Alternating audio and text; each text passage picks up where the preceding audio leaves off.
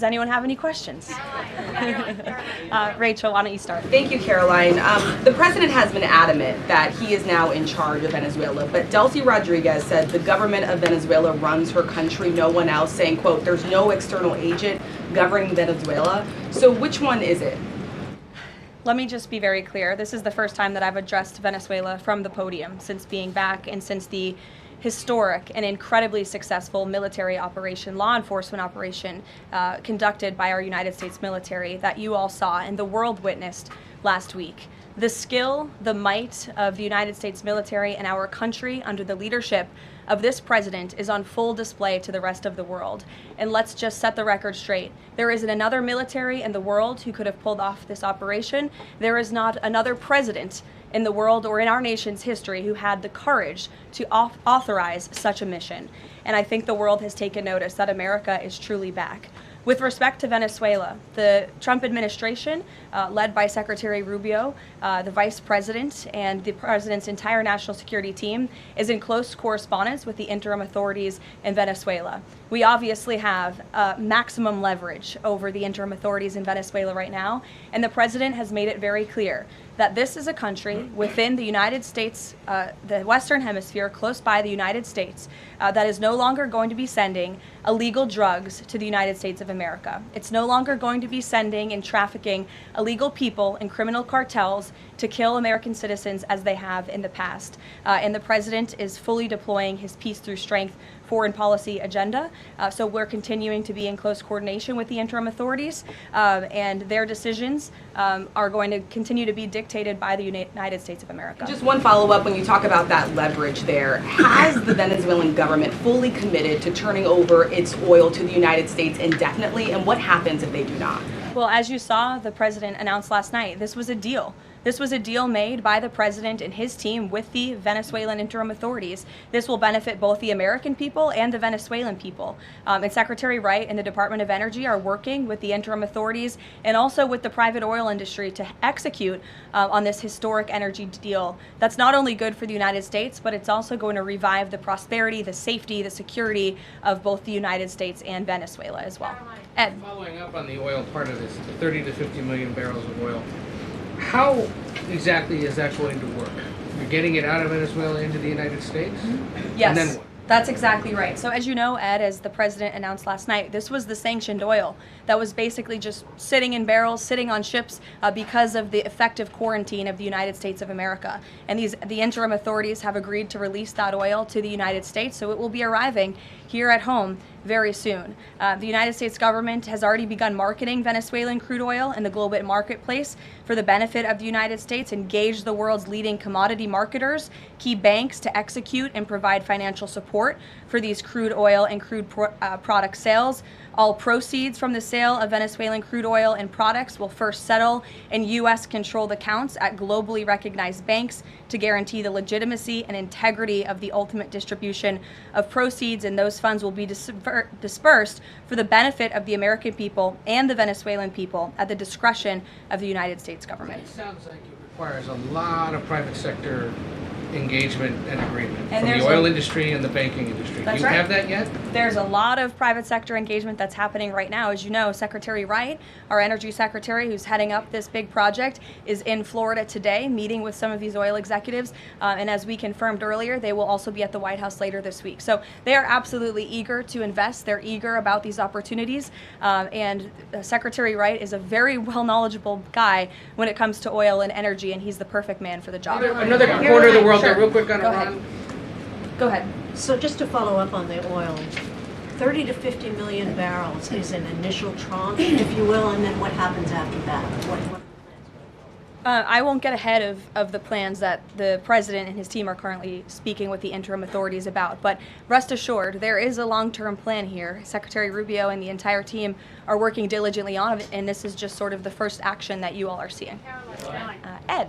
Thanks, Caroline. So in order to get these oil companies to invest billions in Venezuela, how will the U.S. reassure that their workers will be safe in Venezuela? Could there be troops involved?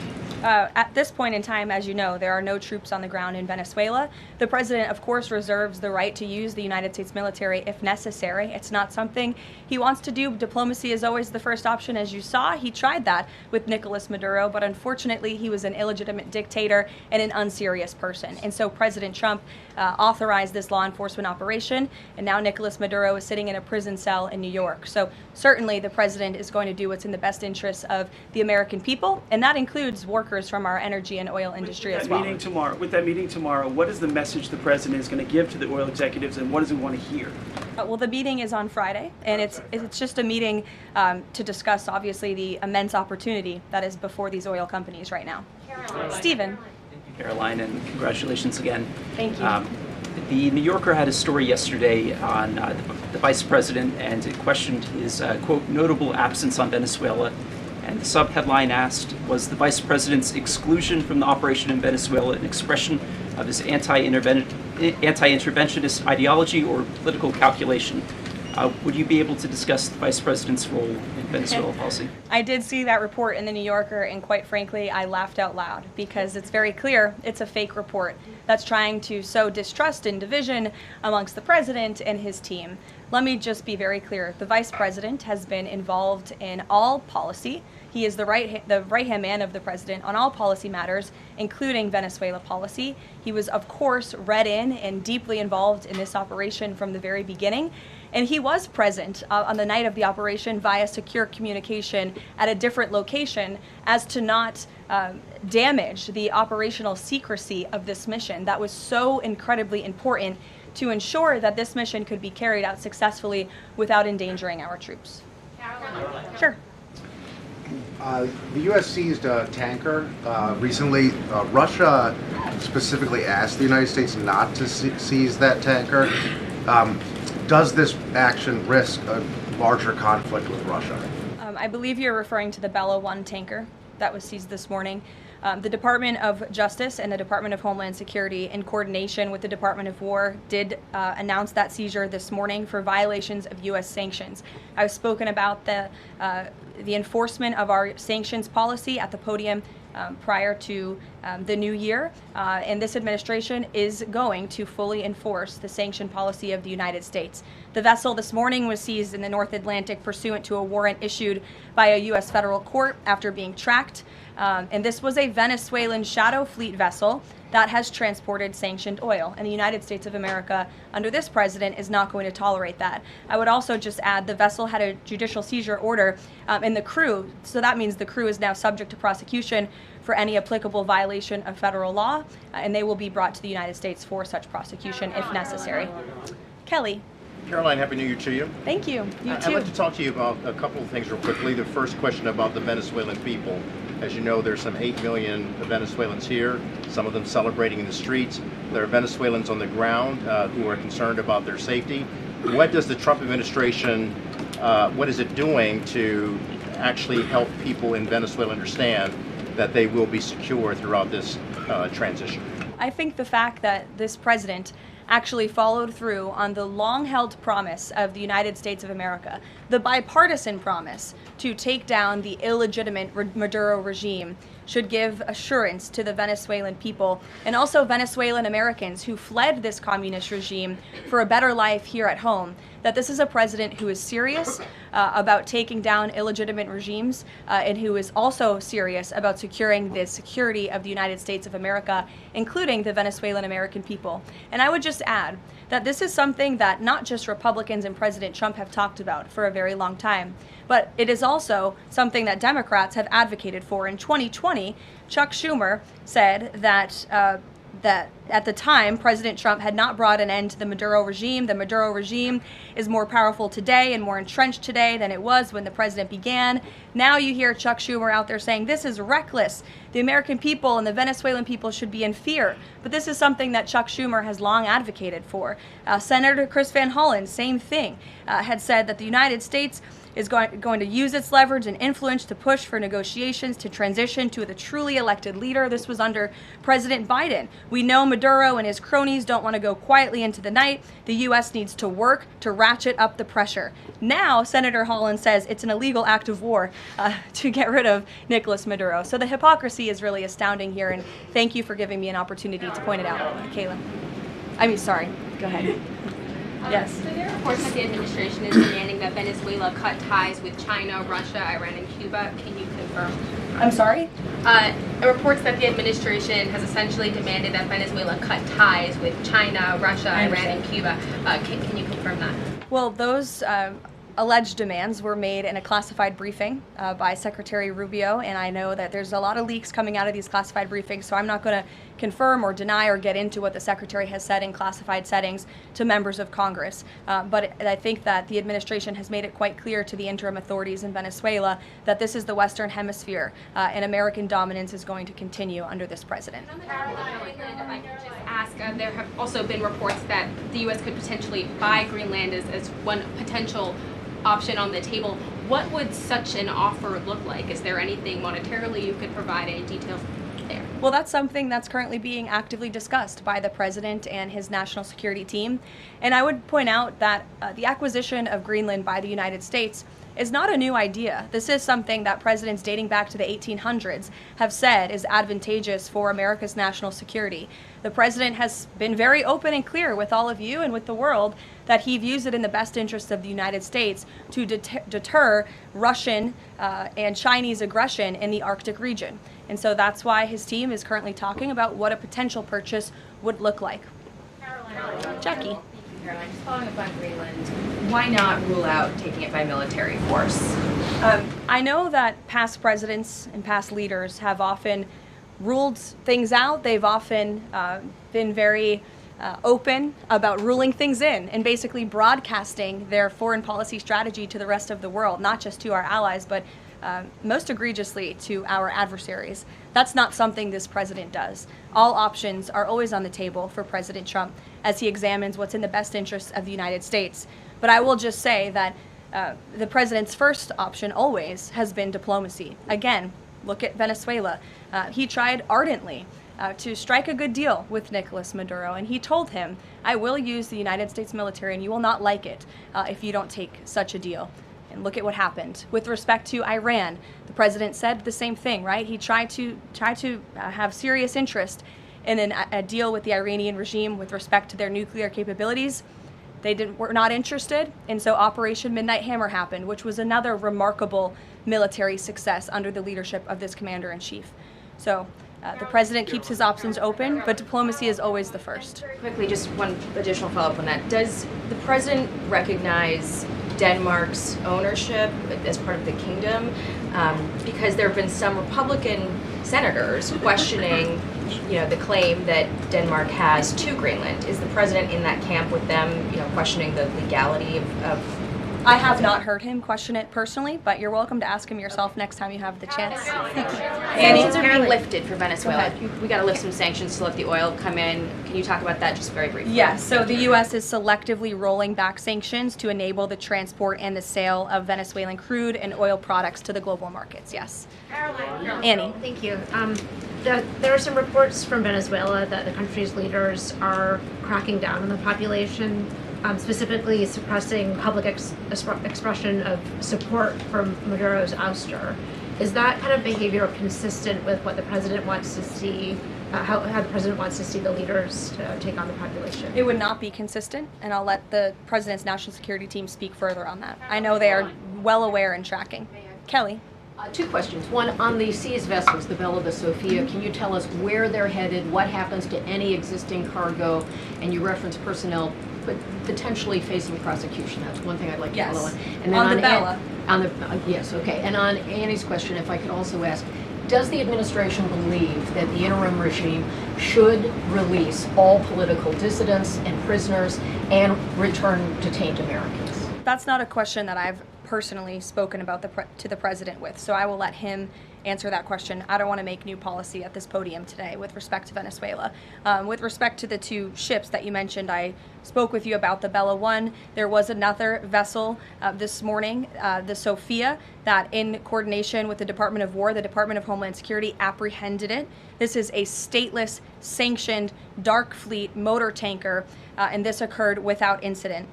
This vessel was operating in international waters and conducting illicit activities in the Caribbean Sea.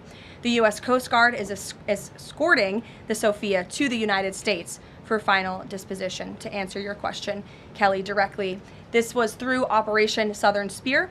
The Department of War is unwavering in its mission to crush illicit activity in the Western Hemisphere.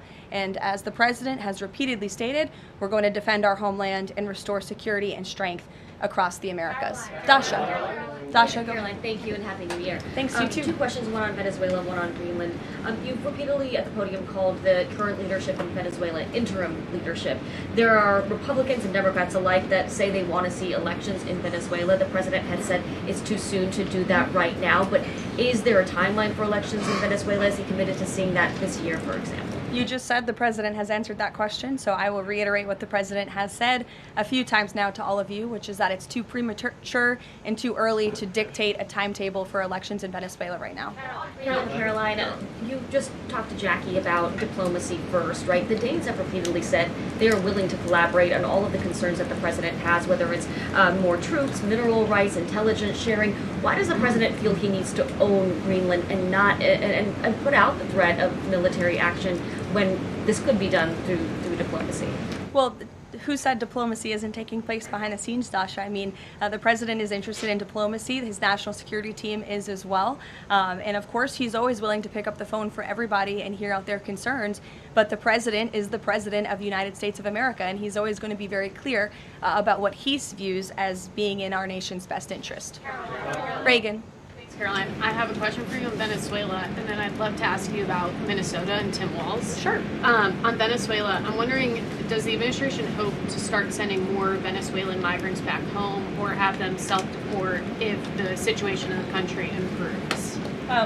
As far as I'm concerned, the policies of the Trump administration and the Department of Homeland Security have not changed. All those illegally present in the country are subject to deportation. And I would just like to add, how we got here. The president was very clear on the campaign to the American public, and it's one of the many reasons they resoundingly reelected him back to this office, that he was not only going to crush foreign drug cartels, but that he was not going to stand by and watch as the illegitimate Venezuelan regime was sending illegal criminals and gang members and rapists and murderers to our country, which happened to the tune of thousands under the previous administration and president. And so there could be nothing more America first than this operation that took place last week. And I would just remind all of you in this room that there were innocent Americans like Jocelyn Nungare who lost their lives at the hands of dangerous Venezuelan criminals who were sent here by the Maduro regime. And that has been the president's North Star and guiding principle throughout his entire policy since January 20th. Tim Walz in Minnesota. Does the administration believe that Tim Walz potentially dropped out of the governor's race because he could be under criminal investigation? I don't know if there's a criminal investigation. If there was, I wouldn't be able to comment on it from up here, to be honest with you. But I think Tim Walz probably dropped out of the race because he realizes he no longer has the support of the people of his own state, which is a remarkable downfall considering he was the number 2 on the Democrat Party's ticket just about a year ago. When it comes to Minnesota, the fraud that we have seen, the wide scale of fraud is really remarkable. It's egregious. I would encourage every single journalist in this room to go to Minnesota and to cover it yourselves. As for the Trump administration, we have officials who have been on the ground almost every day. Secretary Noem was there yesterday. Secretary Bessent will be traveling there later this week to talk about the fraud and to do a roundtable on this very topic. And I would just like to leave you with an update. To date, the Department of Justice has charged 98 total defendants in several Medicaid fraud and related case programs. 64 were convicted, and 85 of the 98 charged were of Somali descent. The DOJ has also issued over 1,700 subpoenas executed over 130 search warrants, and they have now added more attorneys to their office there to absorb the case flow. DHS is on the ground going door to door conducting large-scale criminal and HSI investigations. They have also sent approximately 2,000 agents to Minneapolis to assist with law enforcement and immigration enforcement. As I said, Secretary Noem was on the ground yesterday. The Department of Health and Human Services has also begun requiring a justification and photo evidence for all child care related payments nationwide, and they required Minnesota to conduct a full audit of all child care centers. They also froze $185 million in funding to Minnesota. And Dr. Oz, who was just here, also notified Governor Walz they're going to begin auditing Medicaid recipients and deferring payments on claims based on waste, fraud, and abuse. The Department of Labor is also conducting a targeted review of Minnesota's unemployment program. Department of Agriculture requiring Minnesota to conduct recertification for SNAP recipients, and HUD has launched investigations into the public housing. SBA has also suspended nearly 7,000 borrowers amid suspected fraudulent activity. So, with all of that, rest assured this is an all-hands-on-deck effort from the entire administration to get to the bottom of this and to ensure that the ripping off of taxpayers in the state of Minnesota, and it won't just be Minnesota, it'll be any state across this country where fraud has taken place, and we are protecting law-abiding, tax-paying American citizens. Phil. Thank you, Caroline. Just to follow up on Greenland, there are treaties already on the books that give the United States access to the island. They can construct and maintain military bases there. We can house personnel on the island. The U.S. has control of landings, takeoffs, anchorages, etc. So I'm curious if you could just spell out for the American public what specifically would the U.S. gain by taking control of Greenland that the U.S. doesn't already have access to right now? More control over the Arctic region and ensuring that China and Russia and our adversaries cannot continue their aggression in this very important and strategic region. And there would be many other benefits as well that, again, the President and his national security team are currently talking about. Jeff, I'll give you another one. A broad stand-back question on foreign policy. Are you concerned about increasing tensions with Russia because of the tanker seizures? And how does the U.S. action in Venezuela impact the ongoing relationship with China and the President's relationship with President Xi? I think the President has very open, honest, and good relationships with both President Putin of Russia and also President Xi of China. He has spoken with them numerous times, as you know, since coming to office about a year ago, and I believe that those personal relationships are going to continue. But as for the President and the United States, he's going to enforce our policy that's best for the United States of America. And with respect to these ships seizures, that means enforcing the embargo against all dark fleet vessels that are illegally transporting oil, and only legitimate commerce, to answer your question much earlier, Rachel, determined by the United States is going to be permitted. And that's the policy of this administration, and he's not afraid to implement it. One more stand back. Just one more stand back. I just want to ask the last one. I remember asking the President near the beginning of his term if he was committed to Article 5 and NATO, and he said yes. Has his stance on NATO or his commitment to NATO changed? Did you see his statement earlier today? He said we will always be there for NATO, even if they are not there for us. And I think that answers your question directly. Yes.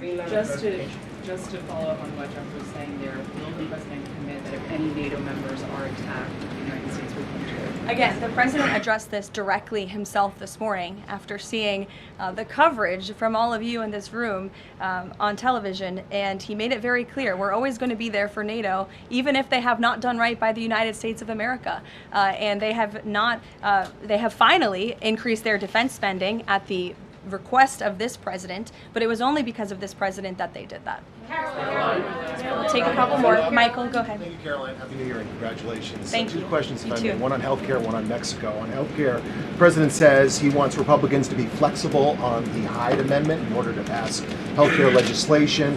What is the White House's message to pro-life voters who say federal funding for abortion goes against their values?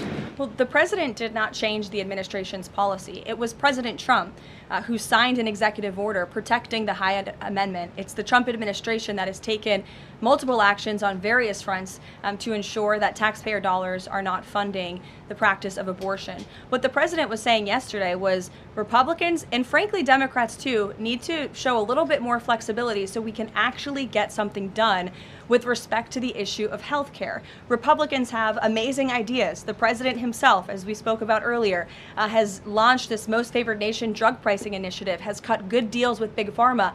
He wants to see Republicans and Democrats too, if they're willing, codify those executive orders into law so that these good deals can remain and these prices can continue to be lowered long after this president and this deal maker in chief is gone.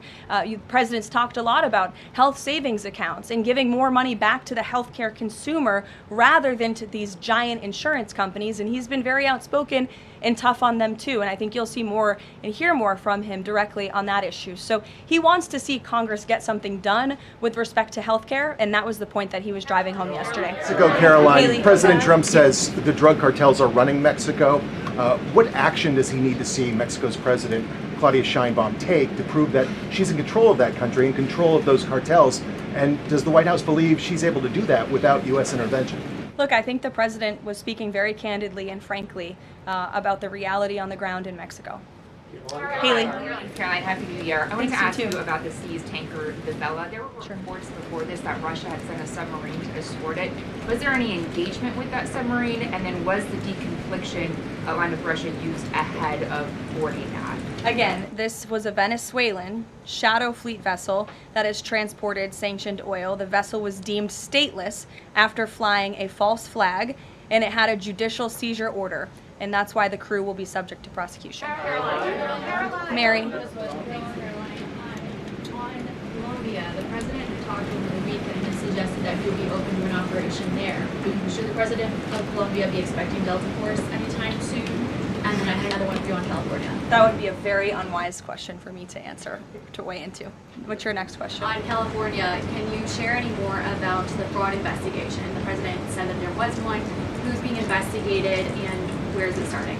Again, this is going to be a all-hands-on-deck government-wide effort. The president has directed all agencies across the board to look at federal spending programs in not just Minnesota, but also in the state of California to identify fraud and to prosecute to the fullest extent of the law all those who have committed it. Take one more. Sure. Thank you. Caroline, yesterday was the 5-year anniversary of January 6th. Democrats and mainstream media continue to push their big lie that it was an insurrection and that police officers died that day. The reality is that 4 Trump supporters died on January 6th and 2 women were killed by January 6th police. Everybody knows Ashley Babbitt was shot in cold blood by Capitol Police Officer Michael Byrd, but there was another woman, her name was Roseanne Boylan from Georgia, and she was pepperballed, gassed, and ultimately brutally beaten with a stick by January 6th police officer Lila Morris. The Biden administration and mainstream media lied and told Americans Roseanne Boylan died of a drug overdose on Capitol steps. Her family is now asking for an investigation. Is the administration aware of the circumstances of her death, and will there be an investigation finally?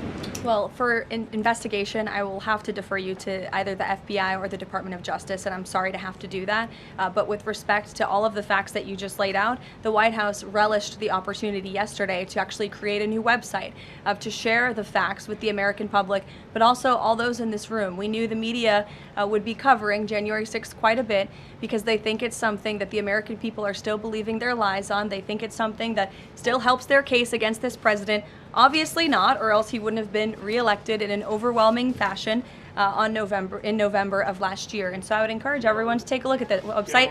It's quite well done. And thank you all very much. It's great to be back with you.